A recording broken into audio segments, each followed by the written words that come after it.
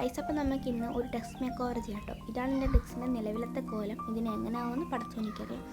ആദ്യത്തിൽ ഞാൻ ഡെസ്കിലുള്ള അല്ലറ ചില്ലറ സാധനങ്ങളൊക്കെ ഇതേപോലെ ഇളക്കി മാറ്റുന്നുണ്ട്. ഇളക്കി മാറ്റാൻ അത്യാവശ്യം നല്ല ബുദ്ധിമുട്ടുണ്ടായിരുന്നു. ഞാൻ ഡബിൾ സൈഡ് ടേപ്പൊക്കെ വെച്ചായിരുന്നു കേട്ടോ ഒട്ടിച്ചത്. എൻ്റെ വാളിലെ പെയിൻ്റൊക്കെ ചെറുതായിട്ടൊക്കെ പറഞ്ഞു പോയി. കുഴപ്പമില്ല, നമുക്ക് ശരിയാക്കാം. ഈ ഡെസ്കിൻ്റെ കോലം കണ്ട് നിങ്ങളൊന്നും വിചാരിക്കരുത്. ഞാനിനി എന്ത് ക്രാഫ്റ്റ് ചെയ്താലും എത്ര വൃത്തിയാക്കിയാലും ശരി, ഇത് ഇതേപോലെ കിടക്കത്തില്ല. ഇത് നല്ല അലങ്കോലമായിട്ട് കിടക്കത്തുള്ളൂ. എന്താണെന്ന് എനിക്ക് അറിഞ്ഞൂടാ. അങ്ങനെ ഞാൻ എൻ്റെ ആക്രി സാധനങ്ങളൊക്കെ എല്ലായിടത്തും അങ്ങ് മാറ്റിയിട്ടുണ്ട്. ഇനി ഞാൻ ആ ടേബിളൊന്ന് വൃത്തിയാക്കി തുടച്ചെടുത്തിട്ടുണ്ട് കേട്ടോ.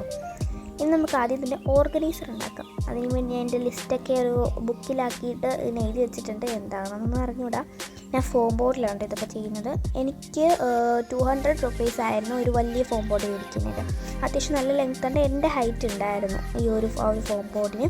പിന്നെ ഫ്ലെക്സ് ഒക്കെ വെച്ചായിരുന്നു കേട്ടോ ഒട്ടിച്ചത്. ഞാൻ മെഷർമെൻറ്റ്സ് ഒന്നും പറയുന്നില്ല, കാരണം ഓരോ ഡെസ്കിൻ്റെ സൈസ് ഓരോന്നാണില്ലോ, അതൊന്നും ഞാൻ പറയുന്നില്ല. നിങ്ങൾ ഡെസ്കിൻ്റെ സൈസ് വെച്ചിട്ട് നിങ്ങൾക്കിത് ചെയ്യാം. അതേപോലെ ഞാൻ ഫ്ലെക്സ് കേക്ക് വെച്ച് ഒട്ടിച്ചപ്പോൾ സത്യം പറയാൻ ഞാൻ ഞെട്ടിപ്പോയി. കാരണം വളരെ പെട്ടെന്ന് ഇത് ഒട്ടുന്നുണ്ടായിരുന്നു. ഞാൻ ഒട്ടത്തില്ല എന്നൊരു ഇതിൽ ഒട്ടുമെങ്കിലും കുറച്ച് ടൈം എടുക്കുമെന്ന് വിചാരിച്ചു. പക്ഷേ വെച്ച ഉടനെ അപ്പം തന്നെ ഒട്ടുന്നുണ്ടായിരുന്നു. അങ്ങനെ ആ ഓർഗനൈസർ ഉണ്ടാക്കി കഴിഞ്ഞു. ഇനി അടുത്ത ഓർഗനൈസർ ഉണ്ടാക്കാൻ വളരെ എളുപ്പമാണ്. അത് ഓർഗനൈസർ എന്നൊന്നും പറയാൻ പറ്റില്ല, ഒരു സ്റ്റാൻഡ് പോലെ, ടേബിൾ സ്റ്റാൻഡ് പോലെയാണ് നമുക്ക് ഉപയോഗിക്കാം. ഇതിൻ്റെ പേര് എന്താണെന്ന് പറഞ്ഞുകൊണ്ട് തെറ്റ് പറ്റിക്കഴിഞ്ഞ് ക്ഷമിക്കാം.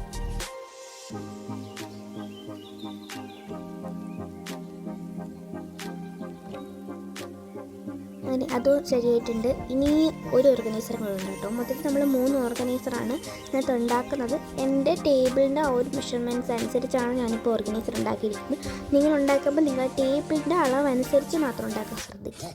അങ്ങനെ ഞാൻ അടുത്തത് ഉണ്ടാക്കാൻ വേണ്ടിയിട്ട് ഇതേപോലെ കുറച്ച് പീസസ് കട്ട് ചെയ്തെടുത്തിട്ടുണ്ട്. നിങ്ങൾക്ക് വീഡിയോ കാണാൻ മനസ്സിലാകുമെന്ന് ഞാൻ വിചാരിക്കുന്നു. വീഡിയോ കാണുന്നവർ ലൈക്കും സബ്സ്ക്രൈബ് ചെയ്യാൻ മറക്കല്ലേ.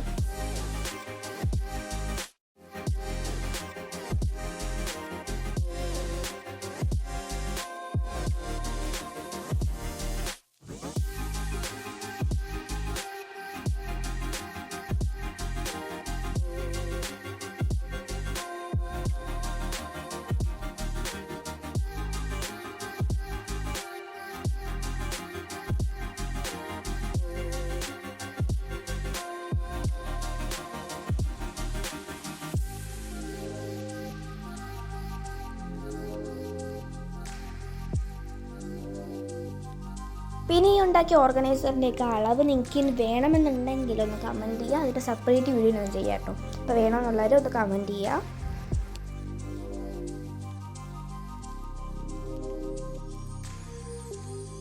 ഇനി ഇതൊന്ന് ഓർഗനൈസർ നല്ലോണം നിൽക്കാൻ വേണ്ടിയിട്ട് ഞാൻ 4 റോൾ ഇതേപോലെ ചെയ്തെടുത്തിട്ടുണ്ട്. ഇത് നമ്മൾ ഈ പൊതിയൊക്കെ മേടിക്കുമ്പോൾ കിട്ടുന്ന ആ റോളില്ലേ, അതാണ് കേട്ടോ. അതിന് ഞാൻ വൈറ്റ് പേപ്പർ വെച്ച് കവർ ചെയ്തിട്ടുണ്ട്. നിങ്ങൾക്ക് വേണമെങ്കിൽ പെയിൻറ്റ് അടിക്കാം. ഇപ്പം മെനക്കേടായതുകൊണ്ട് മാത്രം ഞാൻ A4 പേപ്പർ വെച്ചൊന്ന് കവർ ചെയ്തെടുത്തിട്ടേ ഉള്ളൂ. അത് ഞാൻ ഫ്ലെക്സ് ക്യൂക്ക് തന്നെ വെച്ച് ഒട്ടിച്ച് കൊടുത്തിട്ടുണ്ട്.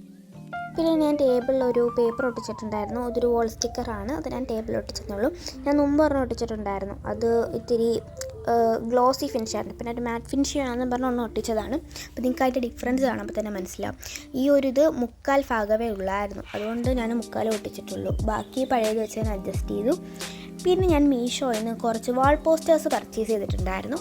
അതാണിത്, ഒരു വിൻറ്റേജ് തീമിലുള്ള. പിന്നെ ഗ്ലൂ ഡ്രോപ്പ് അതിൻ്റെ കൂടെ കിട്ടിയായിരുന്നു കേട്ടോ. പിന്നെ വാൾ പോസ്റ്റർ ഒട്ടിക്കുമ്പോൾ ഉമ്മയുടെ അനുവാദം ചോദിച്ചിട്ട് ചെയ്യുക. അല്ലെങ്കിൽ പെയിൻ്റ് കാണാൻ ഇളകി പോയി കഴിഞ്ഞാൽ പിന്നെ അതിൻ്റെ പേരിൽ തള്ളിയിട്ടും. അതുകൊണ്ട് അനുവാദം ചോദിക്കാൻ മറക്കണ്ട.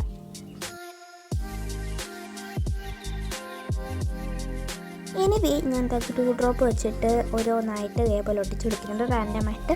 ഇതിനകത്ത് 50 പീസ് ഉണ്ടായിരുന്നു. എനിക്ക് 150 രൂപ സംതിങ് എന്താണ് ആയത്. ഞാൻ 50 ഒന്നും ഒട്ടിക്കുന്നില്ല, ഒരു 25 സംതിങ് തന്നെ ഒട്ടിച്ചിട്ടുള്ളൂ.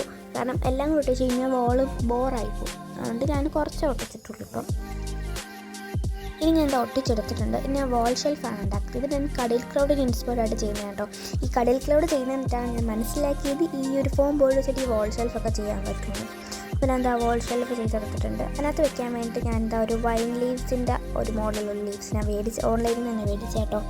അത് ഞാൻ ഡബിൾ സൈഡ് ടേപ്പ് വെച്ചിട്ട് ഇതേപോലെ ഒരു കാർഡ്ബോർഡ് ബോക്സ് വെച്ചൊരു ചെടിച്ചട്ടി ഉണ്ടാക്കിയായിരുന്നു. ഒരു അഡ്ജസ്റ്റ്മെൻറ്റിന് നിങ്ങൾക്ക് വേണമെങ്കിൽ കടന്ന് വെച്ചാൽ മിനി പോട്ടൊക്കെ ഉണ്ടല്ലോ, അതൊക്കെ വെച്ച് ചെയ്യാം. അതിൻ്റെ ഒറിജിനാലിറ്റി കിട്ടും. എൻ്റെ ഇപ്പം അതില്ലാത്തതുകൊണ്ട് ഞാൻ കാർഡ്ബോർഡ് വെച്ച് അഡ്ജസ്റ്റ് ചെയ്തു.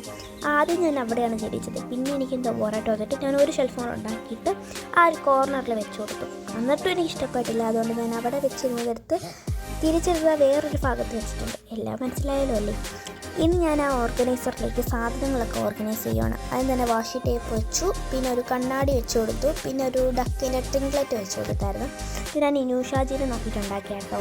പിന്നെ എൻ്റെ അടുത്ത് ജേണൽ ബുക്ക് വെച്ചു. പിന്നെ ആ വാൾ പോസ്റ്റേഴ്സിൻ്റെ ബാക്കി വന്നെന്ന് പറഞ്ഞില്ലേ, അതിനവിടെ വെച്ച് കൊടുത്തു. പിന്നെ ഒരു ചെടി, പിന്നെ ഒരു ഫോട്ടോ ഫ്രെയിം, പിന്നെ ആ ഒരു ഫോൺ സ്റ്റാൻഡാണത്. അതിനകത്ത് ഞാൻ തൽക്കാലം ആ ഒരു വാൾ പോസ്റ്റർ വെച്ചൊന്ന് അഡ്ജസ്റ്റ് ചെയ്തു. പിന്നെ ഒരു ലാമ്പ് വെച്ച് കൊടുത്തു, ഒരു ലൈറ്റ്, ഒരു സ്റ്റിക്കറൊക്കെ ഇട്ടിട്ട് വയ്ക്കുന്ന ഒരു കണ്ടെയ്നർ, പിന്നെ പേസ്റ്റൽ ബ്രഷ് പെൻസ് വെച്ച് കൊടുത്തു. അപ്പോൾ ഇതാണ് നമ്മൾ ഡെസ്കിൻ്റെ ഫൈനൽ ലുക്ക്. എനിക്ക് നന്നായിട്ട് ഇഷ്ടപ്പെട്ടാണ് കേട്ടോ. ഇതാണ് രാവിലത്തെ ലുക്ക്. അപ്പം എല്ലാവർക്കും ഇഷ്ടപ്പെടുമെന്ന് വിചാരിക്കുന്നു. ബൈ.